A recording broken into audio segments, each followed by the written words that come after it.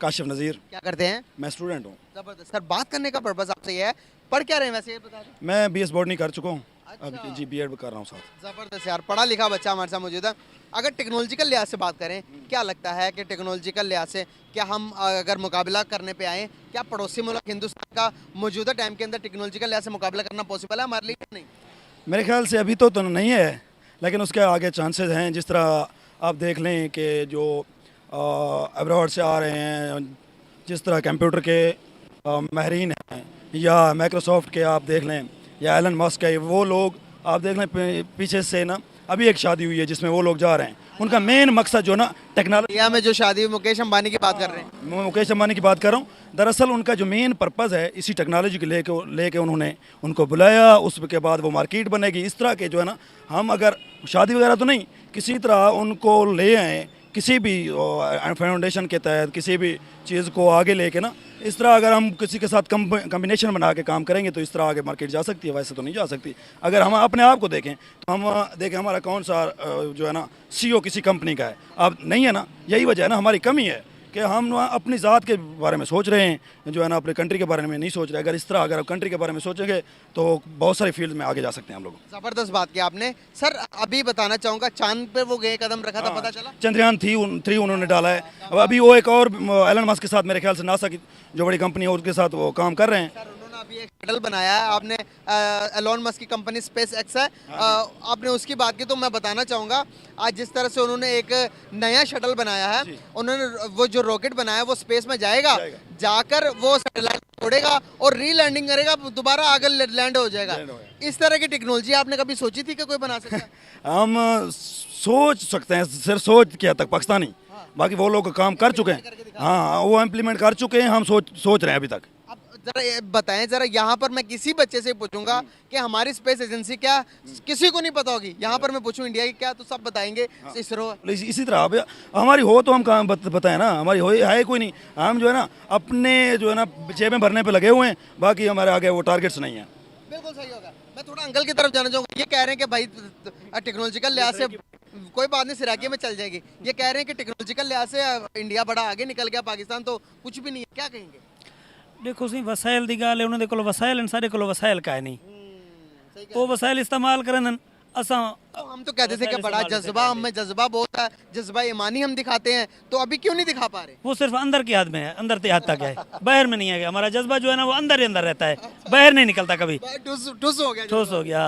क्या यार, बड़ी अच्छी तरह से उन्होंने, आज जरा आज आप भी कुछ कहना चाह रहे हैं। क्या कहेंगे कि स्पेस एजेंसी में उन्होंने एक नया रेवोल्यूशन लेके आए हैं। ये भाई कह रहे हैं कि टेक्नोलॉजिकल लिहाज से हमारा अभी पड़ोसी मुल्क इंडिया के साथ मुकाबला करना पॉसिबल नहीं है। क्या सही जवाब देंगे आप? इंडिया में सिर्फ स्पेस टेक्नोलॉजी की नहीं, हर एक चीज़ में उसके साथ मुकाबला नहीं हो सकता। उसका जो स्पेस टेक्नोलॉजी है उसमें अगर आप देखो, उसमें एरोनॉटिकल इंजीनियर सारे उनकी सीईओज होते हैं, और उनके जो पूरे जो स्पेस के साथ अटैच उसकी जो ग्रेजुएट्स होते हैं। इधर हमारे जो बेटे होते हैं ये 25-30 साल से सारे जनरल लोग बैठे हैं।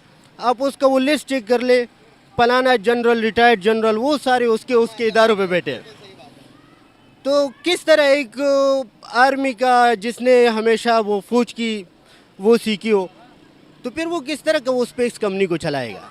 बिल्कुल सही बात, हमारे इन्होंने बिल्कुल सही बात की। आपने रिसर्च किया होगा कि हमारे स्पेस एजेंसी में जो चला रहे हैं इस टाइम सीईओ जो बैठे हुए हैं वो भी आर्मी रिटायर हैं। यार जिसका काम नहीं होता क्या उसको वो काम करना चाहिए? हमारे वापडा के भी वो चेयरमैन हुई है, नादरा के भी हुई है, अभी मुल्तान हमारा रीजन है उसमें भी हुई है। अगर ये लोग ना, एक मैंने मिसाल सुनी है एक बड़े आला किस्म की ना, तो उसने कहा है कि अगर हमारे घर के मामलात को चलाएगा तो वो ऐसे नहीं चला पाएगा जिसका एक पढ़ा लिखा घर का जो मेन हेड है वो चला पाएगा, अगर जिसका काम उसी को साझे। भाई अगर हमारे सिक्योरिटी एहलकार जो हैं हमारे 12 पास, मैक्सिमम 12 पास, वो आके हमारे घर को चलाना शुरू कर दें, इस तरह मुल्क को चलाना शुरू कर देंगे तो इस तरह नहीं होगा।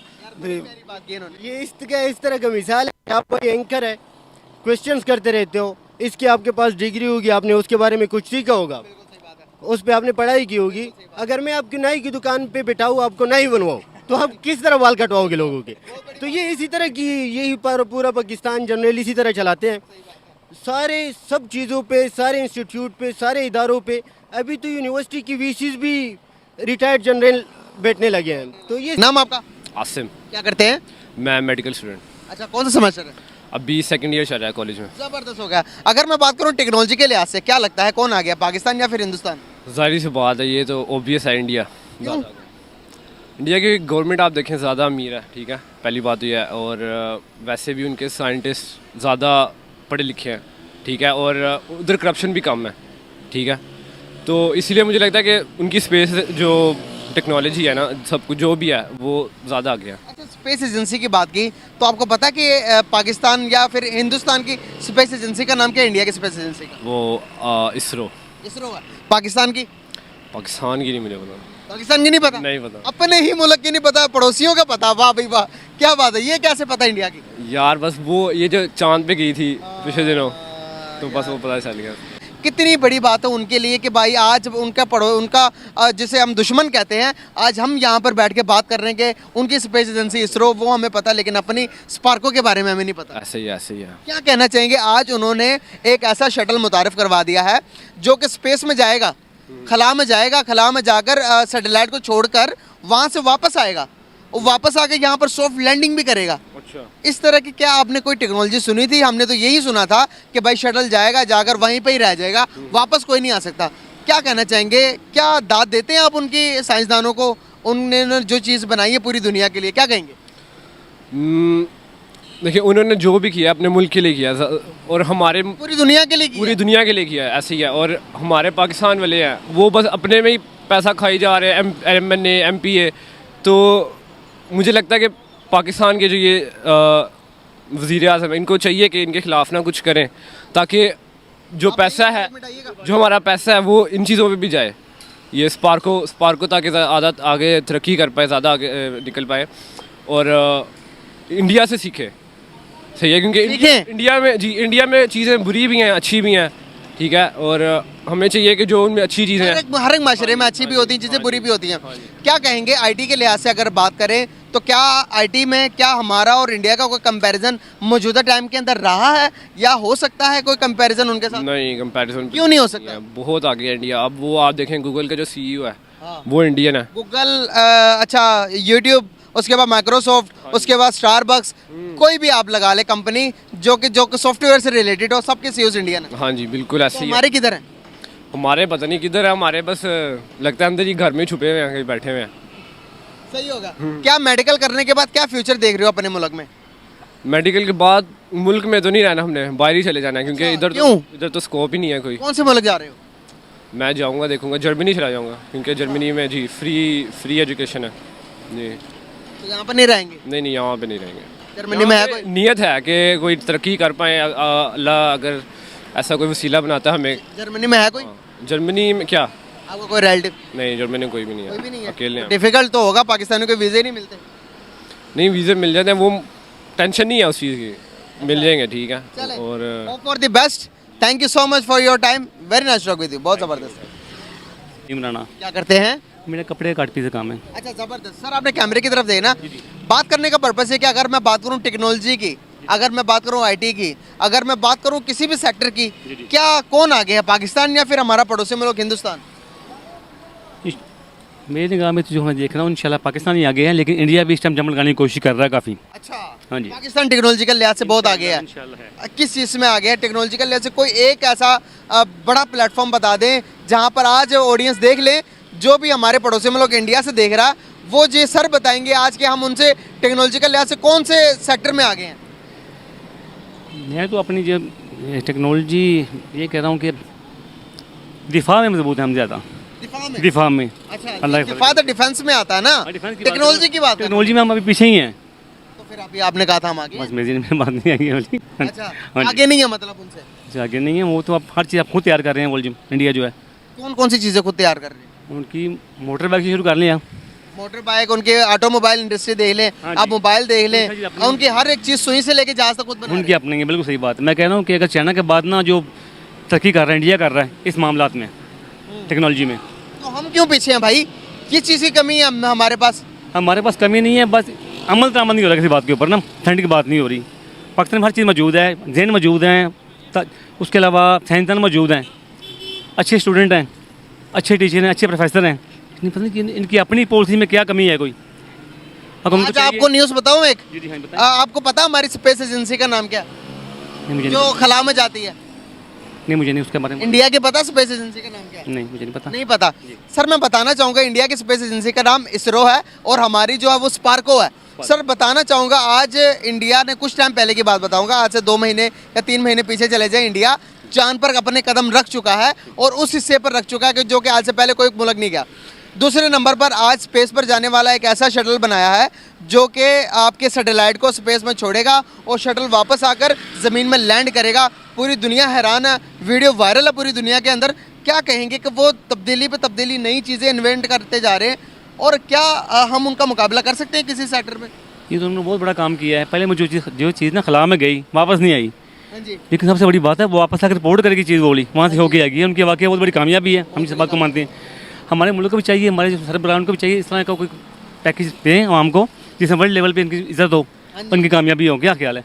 सियासी पार्टियाँ अपने में जो मजाक कर रही हैं, मजाक ये नाकामियाँ कर रही हैं, इनका अपना पर्सनल मैटर ये वाला, लेकिन मुल्क के लिए सोचें कुछ ना कुछ ये। अभी आपसे पहले जो छोटा सा लड़का था, बच्चा था जो कि मेडिकल साइंस कर रहा था, मेडिकल का स्टूडेंट था, सर उसको देखें कि हमारी एजेंसी का नहीं पता। उससे मैंने पूछा कि भाई इंडिया की स्पेस एजेंसी का नाम क्या, उसने फट से बता दिया कि स्पार्को है, सॉरी इसरो है। इसरो, सही बड़ी बात है ये। हमारे अपने देखे कोई काम करेंगे, दुनिया को कोई चीज़ करके दिखाएंगे तो मानेंगे ना। अब ये तो बात मुकाबले भी आ गई। इनको चाहिए ये हमारे लिए शर्मिंदगी का बाइस है पाकिस्तान के लिए। हाँ जी।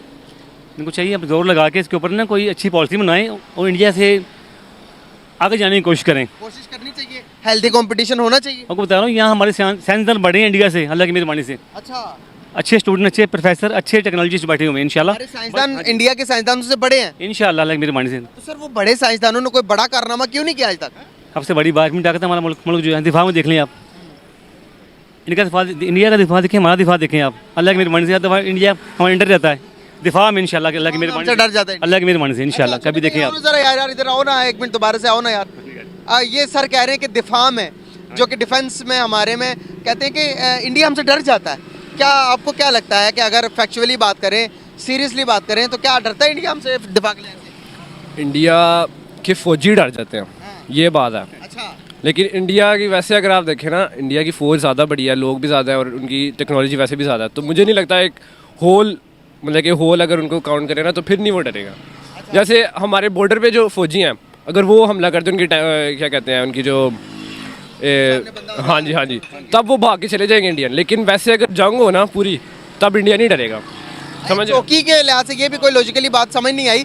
खैर के चौकी के में भी वहीं बैठे होते हैं। अगर चौकी में एक बंदे से एक बंदा डरेगा तो 10-15 बंदे वहाँ पर खड़े हो जाएंगे। अगर उनकी इकोनॉमी अगर बात करें, हमारे टोटल जो फौजी हैं इस टाइम सर्विस में, वो सर तकरीबन 8-9 लाख हैं। अगर इंडिया की बात करें तो 12-13 लाख रुपए या 15-20 लाख सोल्जर बनते हैं एट ए टाइम के अंदर, जो कि वहाँ पर ड्यूटी दे रहे होते हैं। सर वो तादाद में भी ज़्यादा है, तो फिर वो कैसे डरते हैं? तादाद में ज़्यादा, लेकिन लड़ता कौन है? दिल लड़ते हैं, बंदे नहीं लड़ते। अच्छा, लड़ते हैं, दिल लड़ते हैं, हौसले लड़ते हैं, ठीक है ना जी। तादाद की बात नहीं है, अच्छा, बात जज्बे की है। जज्बे की बात जज्बे की बात हमें बहुत ज़्यादा जज्बा है। यानी अल्लाह की मेहरबानी से। अंकल आप आएंगे, जज्बा दिखाएंगे थोड़ा सा? इंशाल्लाह चलेंगे, वो कहते हैं जज्बा नहीं। जज्बा पाकिस्तान में है इंशाल्लाह अल्लाह की मेहरबानी से, मुसलमान में जज्बा है। अच्छा, वो जज्बा हम तालीम में क्यों नहीं दिखाते?